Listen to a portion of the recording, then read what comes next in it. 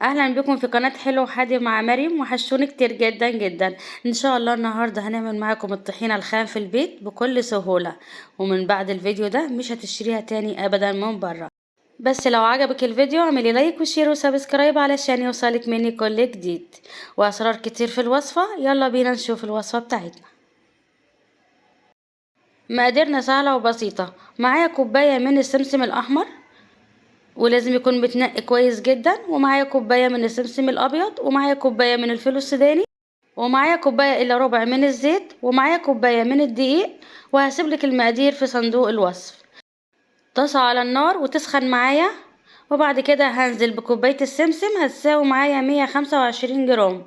تمام. انا هنا مش عايزه احمص السمسم، انا عايزاه بس يسخن علشان يطلع كل الزيوت اللي فيه. تمام كده. على نار هادية ونفضل نقلب فيه بالشكل ده لحد ما يسخن معايا السمسم، واشوفه بداية لحد ما احس بالسخونة. خلاص كده سخن معايا. بنزل بكوباية السمسم الاحمر، وكوباية السمسم الاحمر تساوي 125 جرام، وبخليهم يسخنوا بنفس الطريقة. لازم نستمر في التقليب بالشكل ده، وتكون نار هادية علشان ما يتلسعش مني. طيب ليه انا حطيت سمسم احمر وابيض؟ علشان اخد اللون الطحينه الذهبي الحلو. لكن انت براحتك، لو عايزه تعمليه ابيض بس، عايزاه تعمليه باحمر بس، مفيش مشكله تماما. خلاص كده انا السمسم معايا سخن، وخدت درجه السخونه اللي انا عايزاها. بنزل بكوبايه الفول السوداني، وبرده بتساوي 125 جرام، واستمر في التقليب لحد ما اوصل لدرجة السخونة اللي انا عايزاها. تمام. وبعد كده بنزل بكوباية الدقيق بتاعتي وهتساوي 100 جرام. انا اسفة، بعتذر عن صوتي لان عندي برد. هنا بشوح الدقيق برضو مع السمسم والفول علشان نطلع الرطوبة من الدقيق، وهستمر في التقليب على نار هادية لحد ما كل المكونات بتاعتي تسخن معايا. وكمان هنا الدقيق بيتشوح حلو قوي، احسن من انت تعمليه لوحده.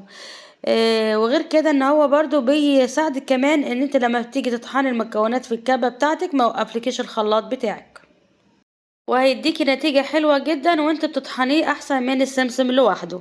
تمام. واحنا بنشوح كده هنحط معلقة صغيرة جدا من الملح، علشان لو هتعملي مثلا منه حلاوة طحنية ما تكونش مالحة معاكي.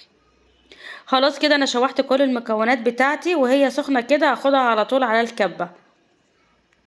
بجيب الخلاط والمطحنة العادية خالص اللي في كل بيت بنحط فيها المكونات بتاعتنا، بس ما تكتريش علشان ما توقفش معاكي. تمام. خلاص كده انا بضرب كل المكونات بتاعتي لحد ما تنعم معايا جدا، ضرب متقطع علشان ما تحمليش على موتور الخلاط بتاعك. وهضرب كل المكونات بتاعتي لحد ما تنعم معايا. ممكن كمان تعملها في الكبة او في شفشة الخلاط حسب المتوفر عندك. جربيها وان شاء الله هتعجبك، وكل اللي جرب حاجتي عارف مصداقيتي. جربيها بالطريقة دي ومش هتندمي ابدا. شايفين شكلها؟ انا عايزاها ناعمة بالشكل ده، وكل ما تضربي فيها تديكي نتيجة افضل بكتير. ونعمل مرة تانية مع بعض. عايزة اقولك اعمليها، بلاش تشتريها من بره. انت كمان ضامنة نظافتها، وغير كده ان هي مش مكلفة خالص. ممكن تعمليها بسمسم بس، او تعمليها بفول وسمسم زي ما انا عملت كده. لكن عايزه اقولك اللي بالفول طبعا بتديكي نتيجه حلوه قوي. ومفيش طحينه من غير دي، لازم يبقى فيه ماده ربط. تمام. يعني ما تقلقيش خالص، جربيها وعلى ضمانتي. بس ما تنسيش تعملي لايك وشير وسبسكرايب علشان يوصلك مني كل جديد. شايفين شكلها؟ انا هخلص الكميه وارجع لكم. ودي الكمية اللي انا عملتها. انا طحنتها كويس جدا. شايفين ناعمة ازاي؟ انا عايزاها مندية زي رمل البحر بالشكل ده. هجيب معلقة واوريها لكم برضو. شايفين؟ ممكن في الحالة دي تحتفظي بها بودرة بالشكل ده. وعند الاستعمال بتضيفي الزيت وتستعمليها طحينة عادي، مفيش مشاكل. لكن انا هنا هعملها عادي زي بتاعة المحلات او السرجة. بجيب شفشق الخلاط وبحط فيه كوباية الا ربع من الزيت، هيساوي 150 جرام. وهنزود الزيت على حسب القوام بتاع الطحينة بتاعتنا. اول حاجة هنا علشان الزيت ما يفصلش مني، لازم اضرب الزيت لوحده لحد ما يبيض معايا. ودي خطوة مهمة جدا زي ما قلت علشان الطحينة ما تفصلش منك. شايفين شكله بيض ازاي؟ تمام كده. خلاص انا بنزل بالخليط بتاعي تدريجي علشان بس ما اوقفش الخلاط ويمشي معايا.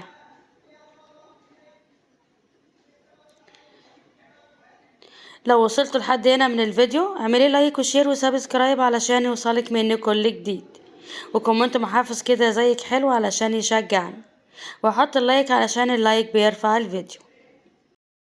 وبشكر طبعا كل حبايبي ومتابعيني اللي بيكتبوا لي كومنتات محفزة وبيشجعوني. كده خلاص الخلاط مشي معايا، وبعدين بنزل بباقي الكمية.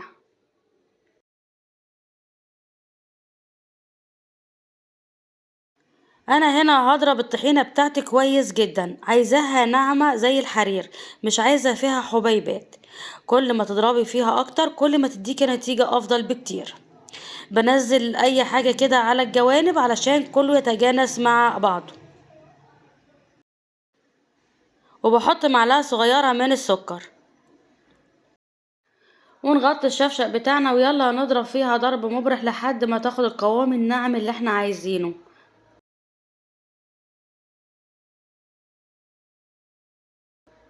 هوريكم شكلها دلوقتي من قريب عامل ازاي. شايفين شكل الطحينة؟ خلاص كده احنا خلصنا ضرب. تعالوا نشوف القوام بتاعها. وده قوام الطحينة، احنا عملناها مع بعض من غير ما نزود فيها اي حاجة. مقادير مظبوطة 100%. نختبرها ازاي؟ نعمل خط على ظهر المعلقة، لو ما قفلش معانا يبقى كده مظبوطة 100%. يلا نقدمها مع بعض. بنجيب البطرمانات بتاعتنا نكون غسلينها كويس جدا ومعقمينها، وبعدين نحط الطحينة بتاعتنا ونقفلها كويس جدا ونحطها جوه التلاجة. هتقعد معاكي فترة طويلة علشان احنا هنا حطينا لها ملح وحطينا لها سكر، يعني يعتبر مادة حافظة للطحينة. عايزة اقول لكم شكلها وطعمها يجنن، فعلا مظبوطة تستاهل التجربة. شايفين كمان لما تبرد هتتقل اكتر من كده بكتير. وبكده خلص الفيديو بتاعنا، ولو عجبكم الفيديو اعملوا لايك وشير وسبسكرايب علشان يوصلك مني كل جديد، وكومنت محفز كده حلو علشان يشجعني، وحط اللايك علشان اللايك بيرفع الفيديو. واشوفكم المرة الجاية ان شاء الله على خير.